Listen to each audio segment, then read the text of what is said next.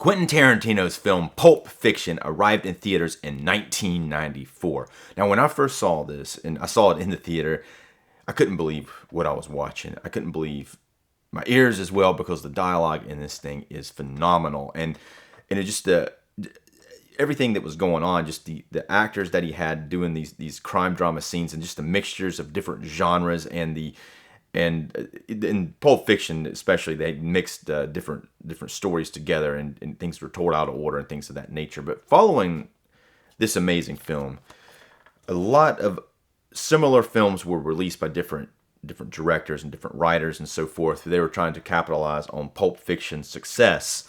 And so we did get a lot of those, including the film we're going to talk about today. This is a new Kino Lorber release, a new 4K UHD release of Things to Do in Denver When You're Dead, starring Andy Garcia and an amazing ensemble cast that we're going to get into here in just a few minutes. Now, I first saw it, I didn't see it in the theater. I saw it, I believe, I think I rented it on DVD. I knew it was not necessarily a Pulp Fiction clone, but I knew they were trying to just capitalize off of all of that.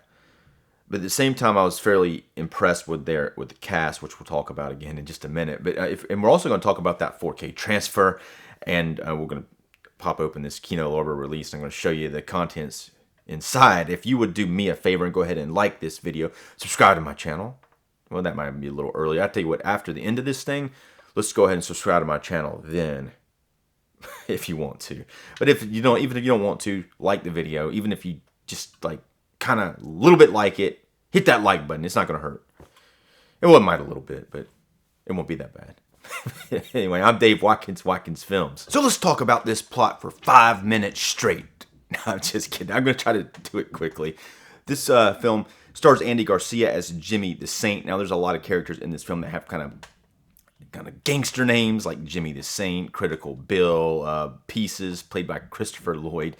But this character, played by Andy Garcia, he's trying to go straight, but he's got some oddball video production business where he records people talking before when they're people who are close to death, record these videos that they can show to their loved ones later on.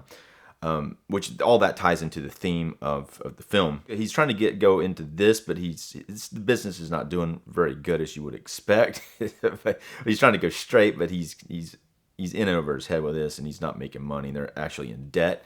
So this gangster, played by Christopher Walken, who is a paraplegic in a wheelchair, he's been shot or something of that nature previously, and so he's in really bad shape. But he calls him in, and he has this really odd request for him. His son, who is a pedophile, he's trying to discourage him from being a pedophile by trying to get him back with his old girlfriend, who's now with this other guy.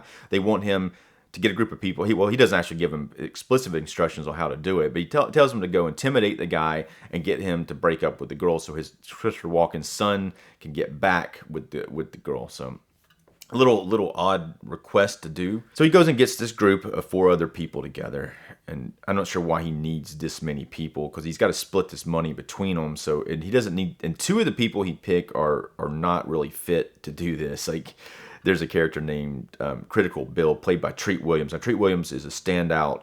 He's got a standout performance in this film. He's really unhinged. But the thing is, so they hire him to do this work. And anyway, so the first time you see him, he's got a corpse. He works at a morgue, and he's got a corpse hanging up. And he's just like punching it. It's a punching bag. So the guy's a little out there. And as the film goes on, he gets more and more out there. He also hires Christopher Lloyd, who seems okay, but the problem is his name's Pieces, and he's got all kinds of problems with his hands. They look all jacked up, and that causes a problem. And those 2 guys end up being the guys doing the most work on this job, and they really botch it. The other 3 guys, one of them's played by Bill Nunn and William Forsythe, who has his family, and they don't want him involved. But those 2 guys seem to be better equipped for any of this. They seem to have their head level. Even Andy Garcia's character, Jimmy the Saint, would have been a better option. And I don't think he really wanted to get his hands dirty, but then later on he does get his hands fairly dirty. But they botch the job. And after that, Christopher Walken's character, the man with a plan, sends out hitmen to try to kill these guys. And so that's kind of like the most of the story. Now, Andy Garcia's character, Jimmy the Saint, he does kind of give him, Christopher Walken's character does give him, he does tell him he can leave. and just get out of town, out of Denver, but he never does. I don't know if that would have worked, if he would have left, if he probably still would have gotten killed anyway. It does have Steve Buscemi in it as a hitman, and he's called Mr. Shush, and he doesn't talk much. I think he only talks in one scene, but for the most part, he doesn't talk. He just shows up and awesomely kills people. So what's interesting about this film, it was written by a first-time writer for a feature film and a first-time director. The writer, Scott Rosenberg, who would go on to do other pretty awesome things like Con Air, and which also had this kind of stylized dialogue in it that was kind of trying to be like Quentin Tarantino. He's now writing the Jumanji movies, the new ones with The Rock in them and all that, and those are really good. Those are really good films. I like them. I think they're a lot of fun. But here he does a good job with the script. I do like the layers to the script. Sometimes the dialogue feels a little forced, but in general, though, I think it works for the most part. And it's quite amazing that they were able to pull all this together for this film to begin with, especially these actors, and it does have a lot of style to it as the film goes on, and it does, if you think about it more, it is somewhat thought provoking. Now the title itself, "Things to Do in Denver When You're Dead," it was based on a song. The title is based on a song by Warren Zevon. Warren Zevon also did the song that goes "Arr-oo, Werewolves of London." If you heard that, but "Things to Do in Denver When You're Dead" is kind of it's got a little bit of a catchy tune going, maybe a little folksy sound. It's like "Things to Do in Denver When You're Dead," and it talks about I think it literally sings about a guy who's dead, and he's in Denver, and the things that he would experience being dead. And I don't think it's that well known of a song, but the title's very catchy, and it actually works pretty good for the film, even though it does look a little long on here. Well, that's actually Andy Garcia, but down here it says "Things to Do in Denver When You're Dead," so it seems a little long now. Now, what's interesting is William Zevon, who died after this film was made and all that. He died of I think it was lung cancer, but he ended up going on to the David Letterman show. And I watched the video. I went down a little bit of a rabbit hole for this thing, but I watched this. He was on the Letterman show, as he'd already been diagnosed with this terminal cancer, and he looks okay on the show. He hasn't been through the ringer quite yet, but the way that he's acting about this, Letterman's keeping it jokey, and he's keeping it light for the most part, but.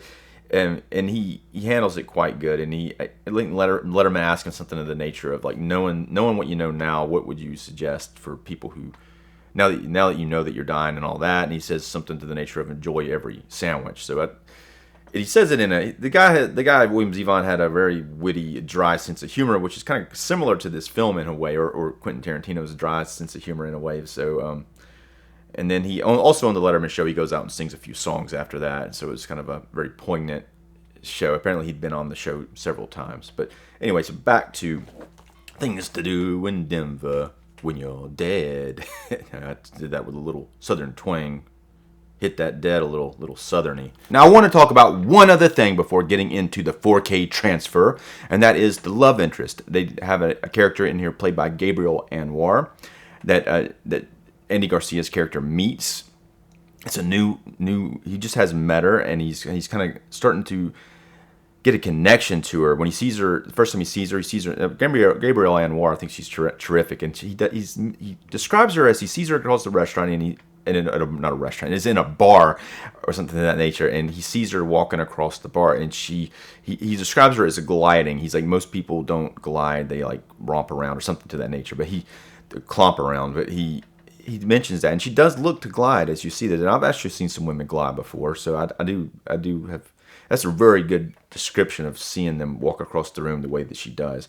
Now this relationship may seem a little underdeveloped, but it is important to the reason why he stays in town. Now, two reasons. He wants to help his guys that he got into this mess to begin with, but two of the guys really botched the thing in a bad way, especially Critical Bill, but who's completely disappeared. He wants to find him and talk to him about everything for some reason, but her really anchors him. He wants to stay because this is a new relationship. And it's been a long time since I've been in a new relationship, but I do remember it. I do remember that when you first are with somebody, and just that first, like, you can't stop thinking about them, and you have to see them, and I do remember all that, and that feeling, which has happened several times, fortunately for me, but it is quite a overwhelming feeling, and And so that's why one of the reasons why he doesn't leave town. But here the stakes are very high, because if he doesn't leave town, he's probably going to die. But at the same time, I don't know. This Christopher Walken's character is very unhinged, and he probably would have killed him anyway. So, all right, let's get into it. The 4K transfer of the film. There is a, before doing the 4K transfer, let's go ahead and look at it. Now, Kino Lorber is very simple. They typically only have a slipcover if you get it early enough. So there's a slipcover and the same poster on the inside. There's no new artwork. Inside there are 2 discs. There is a 4K and a Blu-ray. And there's no insert here. There's just a white cover, no reversible insert. And the reason I show you that first is because I do want to say there is a Blu-ray in here to compare the 4K to. The 4K is also got Dolby Vision and HDR, which makes the colors and everything look better generally than the Blu-ray is going to look. The Blu-ray, I believe, there's no information here about the Blu-ray specifically, but it looks to me to have the same transfer. Now here's what it does say about the whole bit of business. It says brand new HDR/Dolby Vision master from a 4K scan of the 35mm camera negative. And it doesn't qualify the Blu-ray, but I'm assuming the Blu-ray is the same transfer. It looks very similar to me. I don't have a DVD of this. I don't have a previous release, so I can't compare it to anything else. I can compare it to my memory, which is like when it first came out. So it's been a really long time since I've seen this film. So that's not going to be a very accurate representation. But as far as the way that it looks, I think it looks quite fantastic. You can be very pleased with this 4K transfer, and especially on the 4K with the HDR. But even the Blu-ray, I really couldn't tell a lot of a difference. You can see there's more detail, especially in these close-ups of people's faces. You can see more detail in the 4K than on the Blu-ray, but it's not enough to say, like, it's not enough if you don't have a 4K player. You can still buy this and watch the Blu-ray in here, and you're gonna be quite happy with the way that it looks. The blacks are very deep. There are a lot of scenes at night here, but they all look quite nice. And this is kind of as you see on the back of this, you got this kind of yellow going on in this particular scene. But a lot of the scenes have different color schemes going on with them, which may be some color grading on it or color timing. But as far as that, it is kind of quite stylish, but it actually works very well for the film, and it doesn't stand out. It's not like it feels like you're in a yellow tank. But depending on the scene, the lighting for any particular scene could cause it to look red or whatnot. But the skin tones generally look very natural to me, even in those scenarios. So I think the 4K transfer is a strong one. It may not be one that, really it kind of does to me pop out, especially when you see some of these close-ups in these characters. It does pop out quite nicely. The film grain retention is here. You can see some film grain. You may have to, while you're watching the film, you're probably not going to be thinking about it, but if you look for it, it's there. You do see it. And the audio here is quite nice as well. It's the dialogue's clean, and the score and the gunfire stand out quite nicely. But there's some extras on here. There's some commentaries. There's 2 commentary tracks.